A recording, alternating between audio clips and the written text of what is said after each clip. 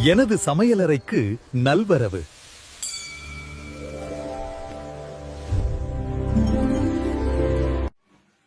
Hello friends, welcome to my kitchen. இன்னைக்கு நம்ம பார்க்க போறது மஷ்ரூம் கிரேவி. எப்படி செய்யறதுன்னு பார்க்கலாங்களா? வாங்க வீடியோக்குள்ள போலாம். சின்ன சேனலுக்கு எதா இருந்தாலும் அது கொஞ்சம் ஆதரவு கொடுங்க. உங்க பொண்ணான கையை கொண்டு அந்த பெல்லில தட்டிடுங்க. அவங்களுக்கு சப்ஸ்கிரைபர் 5-10 ஏறுனா அவங்க மனசு சந்தோஷப்படும். அவங்க வீடியோவும் பாருங்க.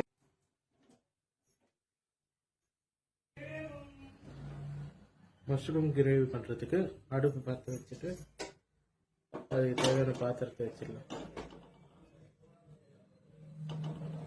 வச்சுட்டு கடாய் காஞ்சோடனே எண்ணெயை ஊற்றிக்கலாம்.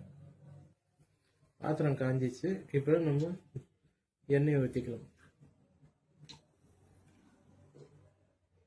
எண்ணெய் சூடானதுக்கப்புறம் வெங்காயம் போட்டுக்கலாம்.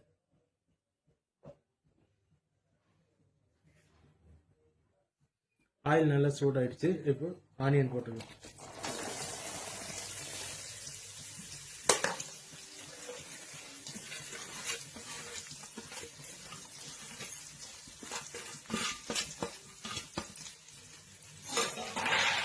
வெங்காயம் நல்லா வதங்கட்டும்.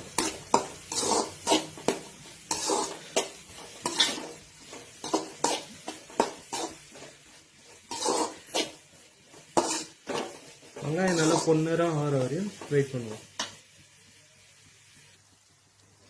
இப்போ பார்த்தீங்கன்னா நம்மளோட வெங்காயம் நல்லா வதங்கிடுச்சு. பார்த்தீங்களா, நல்லா இந்த மாதிரி நல்லா கோல்டன் ப்ரௌன் கலர் வந்த உடனே இஞ்சி பூண்டு பேஸ்ட் சேர்த்துக்கலாம்.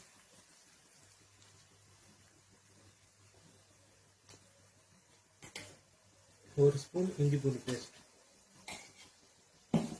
சேர்த்து இஞ்சி பூண்டு பச்சை வாசனை போடுற வரையும் வதக்கி விட்டுக்கோங்க.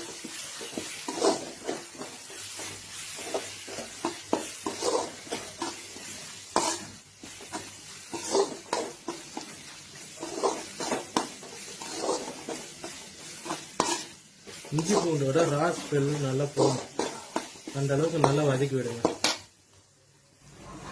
இஞ்சி பூண்டு நல்லா வதங்கிடுச்சு, இப்போ தக்காளி போட்டுக்கலாம்.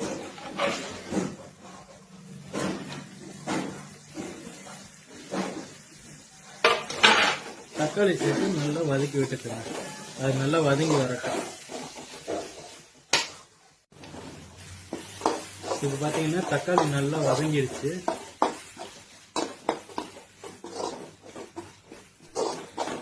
தக்காளி நல்லா வதங்கிடுச்சு. பார்த்தீங்கன்னா இந்த டைம்ல நம்ம மசாலா சேர்த்துக்கலாம். மஞ்சத்தூள்,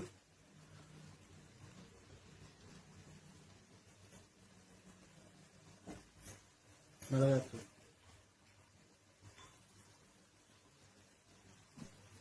சேர்த்து நல்லா கலரி விட்டுக்கலாம்.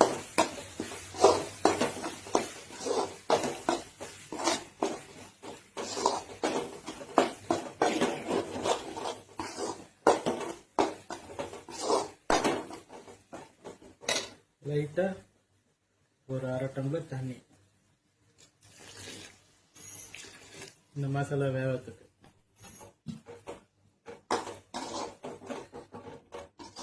இது அப்படியே நல்லா கொதிச்சு வரும்.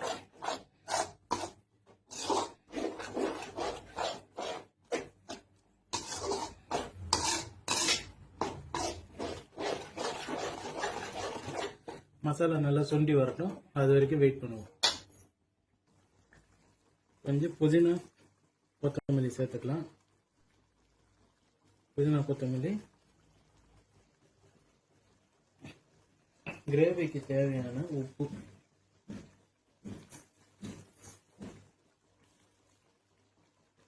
உப்பு சேர்த்து நல்லா கலந்து விட்டுறோம்.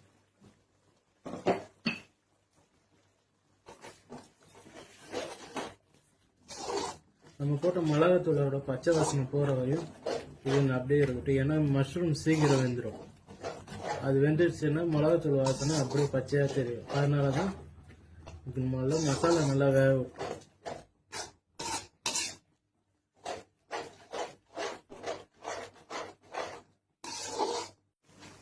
பார்த்தீங்கன்னா மசாலா நல்லா வெந்துடுச்சு. இந்த ஸ்டேஜில் நம்ம மஷ்ரூம் சேர்த்துக்கலாம்.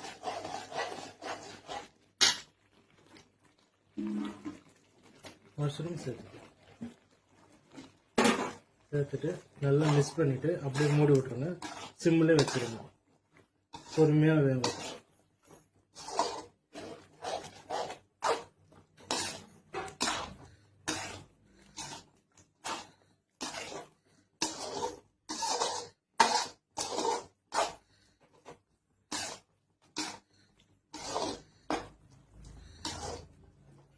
அதுதான் ஃபுல்லாக நல்லா கிளறி விட்டுட்டு அப்படியே ஒரு தட்டு போட்டு மூடிடுங்க.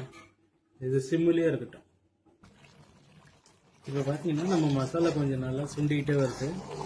இவ்வளோ தண்ணியும் நம்ம ஊற்றின தண்ணி இல்லை, இது இந்த மஷ்ரூம்லேருந்து வெளியே வந்த தண்ணி. இந்த தண்ணி அப்படியே நல்லா சுண்டி வரட்டும். அப்போ தான் நம்மளுக்கு கிரேவி நல்லா திக்காக கிடைக்கும். இன்னும் ஒரு 5 நிமிஷம் வெயிட் பண்ணுவோம்.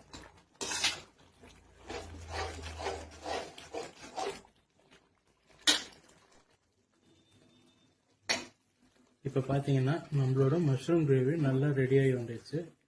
நல்லா சுண்டி வந்துடுச்சு பார்த்தீங்களா? அவ்வளோதான்.